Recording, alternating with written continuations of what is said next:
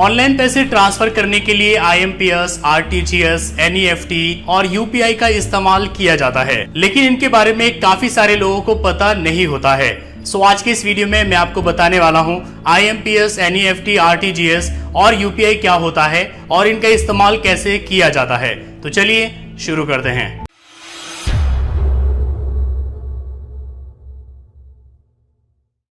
First है NEFT। NEFT का पूरा नाम है नेशनल इलेक्ट्रॉनिक फंड ट्रांसफर और ये एक तरीका है जो किसी भी बैंक के जरिए किसी दूसरे बैंक में अकाउंट होल्डर को पैसे भेजने का काम करता है। ये फैसिलिटी नवंबर 2005 को शुरू की गई थी। जिस आदमी को पैसा भेजा जाना है उसे आपको पहले अपनी नेट बैंकिंग में एज ए बेनिफिशियरी ऐड करना होगा। साथ ही आपको उसकी बैंक डिटेल्स मालूम होनी चाहिए।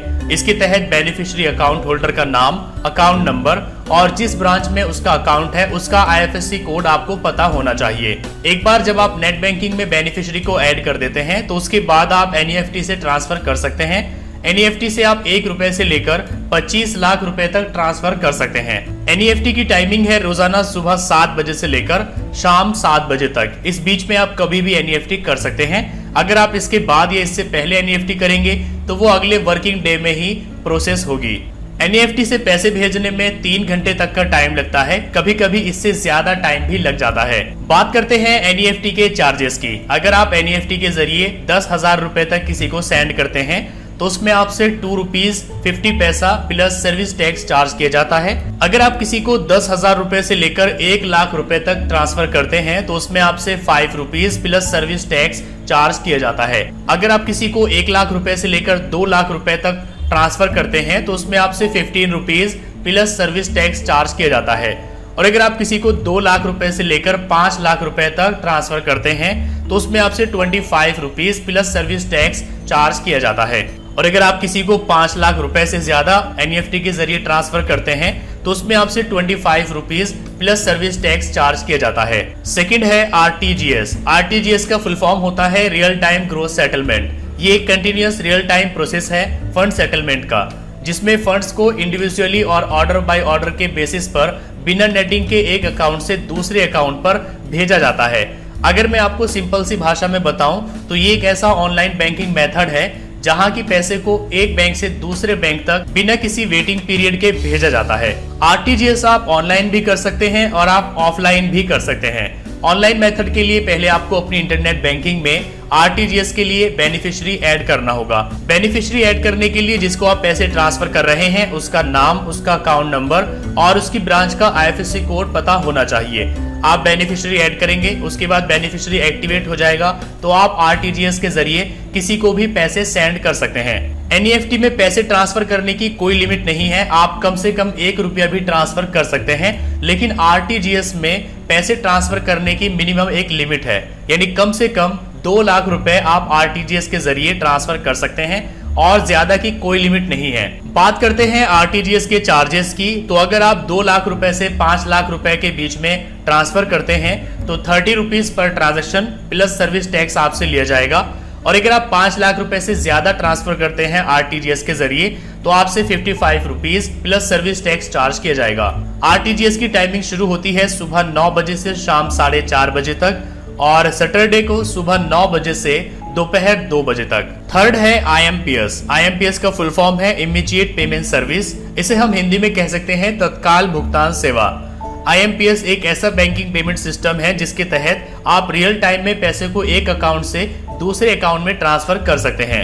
जहां NEFT और RTGS में पैसे भेजने में थोड़ा टाइम लगता है तो वहीं IMPS के जरिए पैसे भेजने पर ये इमीडिएट ही कंप्लीट हो जाता है। IMPS से आप 2 तरीकों से पैसे ट्रांसफर कर सकते हैं, या तो आपके पास सामने वाले की बैंक डिटेल्स होनी चाहिए या फिर उसकी MMID और उसका मोबाइल नंबर होना चाहिए। अगर बात करें IMPS के चार्जेस की तो इसके चार्जेस सेम NEFT वाले होते हैं। IMPS के जरिए आप पर डे 1 लाख रुपए तक ट्रांसफर कर सकते हैं, इससे ज्यादा आप IMPS के जरिए ट्रांसफर नहीं कर सकते।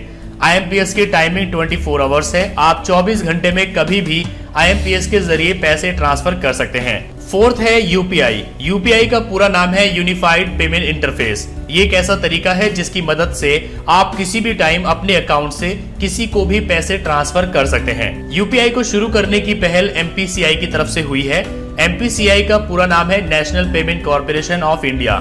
ये वो ऑर्गेनाइजेशन है जो कि फिलहाल मैनेज करती है इंडिया के सभी बैंक्स के एटीएम को और उनके बीच में हो रहे इंटर बैंक ट्रांजैक्शन को। जैसे कि मान लीजिए आपके पास HDFC बैंक का एटीएम कार्ड है और आप स्टेट बैंक ऑफ इंडिया के एटीएम में जाकर के पैसे निकाल लेते हैं, तो इन बैंक्स के बीच में हो रही सभी ट्रांजैक्शन का ध्यान MPCI रखता है। इसी तरीके से UPI की मदद से आप अपने एक बैंक अकाउंट से सामने वाले के अलग बैंक में पैसे ट्रांसफर कर सकते हैं। UPI से पैसे भेजने की एक लिमिट है, आप पर डे 10 ट्रांजैक्शन या फिर 1 लाख रुपए ही सेंड कर सकते हैं। UPI से पैसे ट्रांसफर करने की एक छोटी सी फीस लगती है 50 पैसा। UPI की टाइमिंग भी 24 आवर्स है, 24 घंटे में आप कभी भी UPI से पैसे ट्रांसफर कर सकते हैं। लेकिन UPI को यूज करने के लिए आपके पास कोई ऐसा एप्लीकेशन होना चाहिए जो UPI को सपोर्ट करता है। इसके लिए आप भीम एप्लीकेशन, फोन पे, गूगल पे, पेटीएम या किसी भी बैंक का अपना UPI एप्लीकेशन आप डाउनलोड कर सकते हैं और उसमें आप अपने UPI की सेटिंग कर सकते हैं। उसके बाद आप UPI से पैसे ट्रांसफर कर सकते हैं। चलिए मैं आपको प्रैक्टिकली दिखाता हूं कि आप IMPS, NEFT और RTGS का इस्तेमाल कैसे कर सकते हैं। पहले हम अपनी नेट बैंकिंग में लॉगिन कर लेते हैं। नेट बैंकिंग में लॉगिन करने के बाद आपको फंड ट्रांसफर पर क्लिक करना होगा। यहाँ पर आपको फंड ट्रांसफर करने के सभी ऑप्शंस मिल जाएंगे। देखिए यहाँ पर ये IMPS का ऑप्शन है, यहाँ पर NEFT और ये RTGS है। तो फंड ट्रांसफर करने के लिए पहले हमें एक बेनिफिशियरी ऐड करना होगा। बेनिफिशियरी ऐड करने के लिए रिक्वेस्ट पर क्लिक करेंगे, ऐड ए बेनिफिशियरी पर क्लिक करेंगे। यहाँ पर आपके सामने ऑप्शन आ जाएगा NEFT, RTGS और IMPS। यहाँ गो पर क्लिक करेंगे। अब आपको यहाँ पर बेनिफिशियरी ऐड करना होगा, यानी जिसको आप पैसे सेंड कर रहे हैं उसका अकाउंट नंबर, उसका नाम और उसका IFSC कोड यहाँ पर डाल करके ऐड कर देना है। पहले यहाँ पर हम उसका अकाउंट नंबर डालेंगे, यहाँ पर अकाउंट नंबर को कंफर्म करेंगे। यहाँ पर बेनिफिशियरी अकाउंट टाइप चूज करेंगे और यहाँ पर IFSC कोड डालेंगे, जिसके लिए यहाँ पर क्लिक करेंगे। यहाँ पर आपको IFSC कोड डालना होगा। अगर आपको IFSC कोड नहीं पता है तो आप यहाँ पर बैंक नेम, यहाँ पर ब्रांच नेम डालेंगे और आप उससे सर्च कर सकते हैं। यहाँ पर मैं IFSC कोड डाल देता हूँ। इसके बाद सर्च पर क्लिक करेंगे और यहाँ से इसको सिलेक्ट कर लेंगे। IFSC कोड यहाँ पर आ चुका है। इसके बाद यहाँ पर हम बेनिफिशियरी का नेम डालेंगे। बेनिफिशियरी की ईमेल आईडी आप यहाँ पर डाल सकते हैं। इसके बाद ऐड पर क्लिक करेंगे। यहाँ पर एक नोटिफिकेशन आ जाएगा कि बेनिफिशियरी ऐड करने के बाद 24 घंटे के अंदर अंदर आप मैक्सिमम 50,000 रुपए ही ट्रांसफर कर सकते हैं। इससे ज्यादा आप 24 घंटे के बाद ही ट्रांसफर कर पाएंगे। ओके पर क्लिक करेंगे। अब यहाँ पर हमें सारी डिटेल्स को देख लेना है और इसके बाद कंफर्म कर देना है। कंफर्म पर क्लिक करने के बाद यहाँ आपको अपना मोबाइल नंबर चूज करना होगा और कंटिन्यू करना होगा। आपके मोबाइल नंबर पर एक OTP भेजा गया है, वो OTP आप यहाँ पर डालेंगे और कंटिन्यू करेंगे तो ये बेनिफिशियरी यहाँ पर कंफर्म हो जाएगा। एक बार बेनिफिशियरी कंफर्म करने के बाद अगले 3 घंटे में वो एक्टिवेट हो जाता है।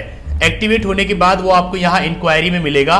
इंक्वायरी में जाएंगे और यहाँ view delete list of beneficiaries पर क्लिक करेंगे। यहाँ व्यू पर क्लिक करेंगे तो आपके सामने बेनिफिशियरीज की एक लिस्ट आ जाएगी, जहां से आप उस बेनिफिशियरी को डिलीट भी कर सकते हैं और मॉडिफाइड भी कर सकते हैं। एक बार बेनिफिशियरी ऐड हो जाने के बाद आप फंड ट्रांसफर कर सकते हैं। फंड ट्रांसफर पर क्लिक करेंगे तो आपको यहाँ पर सभी ऑप्शन मिलेंगे। IMPS करने के लिए आप यहाँ गो पर क्लिक करेंगे। यहाँ पर अपना अकाउंट चूज करेंगे। यहाँ पर बेनिफिशियरी का अकाउंट आप चूज करेंगे जिसको आप पैसे सेंड करना चाहते हैं। इसके बाद नीचे यहाँ पर आप अमाउंट डालेंगे, यहाँ पर कोई रिमार्क डाल देंगे और यहाँ से टर्म और कंडीशंस को एक्सेप्ट करके कंटिन्यू करेंगे। कंटिन्यू करते ही आपके पास एक OTP आएगा, आप वो OTP डालकर कंफर्म करेंगे तो अमाउंट ट्रांसफर हो जाएगा।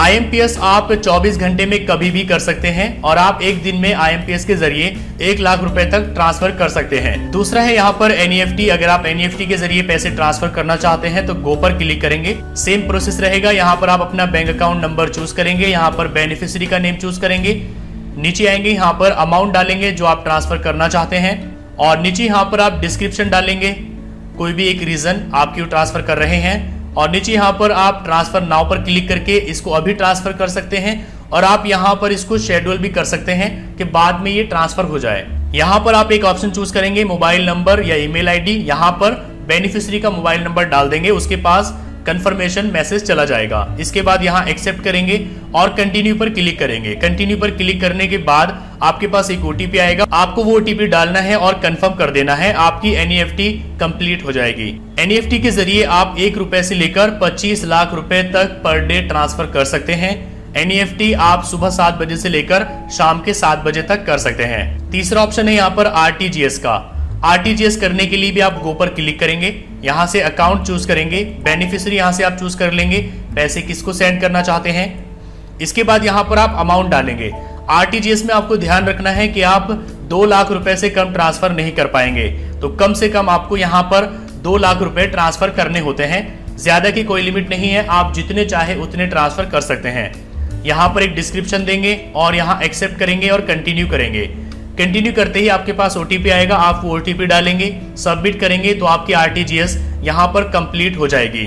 आईएमपीएस का जो दूसरा तरीका है एमएमआईडी के जरिए पैसे ट्रांसफर करना, वो यहाँ पर है IMPS P2P। आप इस पर गो पर क्लिक करेंगे, यहाँ पर बेनिफिशियरी का मोबाइल नंबर डालेंगे, यहाँ पर MMID, यहाँ पर अकाउंट चूज कर लेंगे अपना, यहाँ पर अमाउंट और कंटिन्यू कर देंगे। इसमें आपको बेनिफिशियरी ऐड करने की जरूरत नहीं पड़ती है। IMPS, NEFT और RTGS का इस्तेमाल स्टेट बैंक ऑफ इंडिया की नेट बैंकिंग में कैसे करना है, चलिए मैं आपको ये भी दिखा देता हूँ। सबसे पहले जाएंगे ऑनलाइन SBI.com, लॉगिन पर क्लिक करेंगे, यहाँ से कंटिन्यू करेंगे, यहाँ पर अपना यूजर आईडी और पासवर्ड डालेंगे और लॉगिन करेंगे। लॉगिन पर क्लिक करते ही आपके सामने यहाँ पर स्क्रीन आ जाएगी। इसमें भी आप यहाँ पेमेंट ट्रांसफर पर क्लिक करेंगे। सबसे पहले आपको ऑप्शन मिलता है ऐड एंड मैनेज बेनिफिशियरी का, जिसको आप पैसे ट्रांसफर करना चाहते हैं। पहले आपको उसको ऐसे बेनिफिशियरी ऐड करना होगा। इसके लिए ऐड पर क्लिक करेंगे, यहाँ पर अपना प्रोफाइल पासवर्ड डालेंगे जो कि SBI की नेट बैंकिंग में आपको दिया जाता है। यहाँ इंटर बैंक बेनिफिशियरी पर क्लिक करेंगे, यहाँ पर आप एक नेम डालेंगे, यहाँ पर अकाउंट नंबर डालेंगे, यहाँ पर अकाउंट नंबर को कंफर्म करेंगे। इसके बाद यहाँ पर आप उसका एड्रेस डाल सकते हैं, लेकिन जरूरी नहीं है। यहाँ पर आप एक लिमिट सेट करेंगे, कितने पैसे उसको एक बार में सेंड किए जा सकते हैं। यहाँ पर IFSC कोड चूज करेंगे, IFSC कोड यहाँ पर डाल देंगे, नीचे इसको एक्सेप्ट करेंगे और सबमिट कर देंगे। सबमिट करते ही आपके पास एक ओटीपी आएगा, वो ओटीपी आपको डालना होता है और यहाँ पर बेनिफिशियरी ऐड हो जाता है। बेनिफिशियरी ऐड करने के बाद आप यहाँ व्यू पर क्लिक करके बेनिफिशियरीज को देख सकते हैं। यहाँ पर मैंने ऑलरेडी काफी सारे बेनिफिशियरीज ऐड किए हुए हैं। अब बात आती है NEFT करने की, तो उसके लिए आप यहाँ अदर बैंक पर क्लिक करेंगे। यहाँ पर आपको 3 ऑप्शन मिलेंगे, IMPS, RTGS और NEFT। इसमें से आप अगर NEFT करना चाहते हैं तो NEFT चूज करेंगे, प्रोसीड पर क्लिक करेंगे, यहाँ पर अमाउंट डालेंगे, कितने पैसे आप ट्रांसफर करना चाहते हैं, पर्पस चूज करेंगे, किस अकाउंट में आप पैसे ट्रांसफर करना चाहते हैं, यहाँ से आप चूज कर लेंगे। जितने भी बेनिफिशियरीज आपने ऐड किए हुए हैं उन सब की यहाँ पर एक लिस्ट आ जाएगी। इसके बाद नीचे आएंगे, टर्म और कंडीशंस को एक्सेप्ट करेंगे और सबमिट पर क्लिक कर देंगे। सबमिट पर क्लिक करते ही आपके सामने एक पूरी डिटेल्स आ जाएगी, यहाँ से कंफर्म कर दीजिए। आपके पास एक ओटीपी आएगा, वो ओटीपी यहाँ पर डालकर कंफर्म कर दीजिए, पैसे ट्रांसफर हो जाएंगे। इन चारों में बस यही डिफरेंस है कि UPI और IMPS से आप रियल टाइम में पैसे ट्रांसफर कर सकते हैं। जैसे ही आप ट्रांसफर करते हैं वैसे ही जिसके अकाउंट में आपने ट्रांसफर की है उसके अकाउंट में क्रेडिट हो जाते हैं, जबकि NEFT में थोड़ा टाइम लगता है। और RTGS से भी आप रियल टाइम में पैसे ट्रांसफर कर सकते हैं, लेकिन RTGS से आपको कम से कम 2 लाख रुपए ट्रांसफर करने होते हैं। सो गाइस, आई होप कि अब तो आप समझ गए होंगे कि IMPS, NEFT, RTGS और UPI क्या होता है और इनका कैसे इस्तेमाल किया जाता है।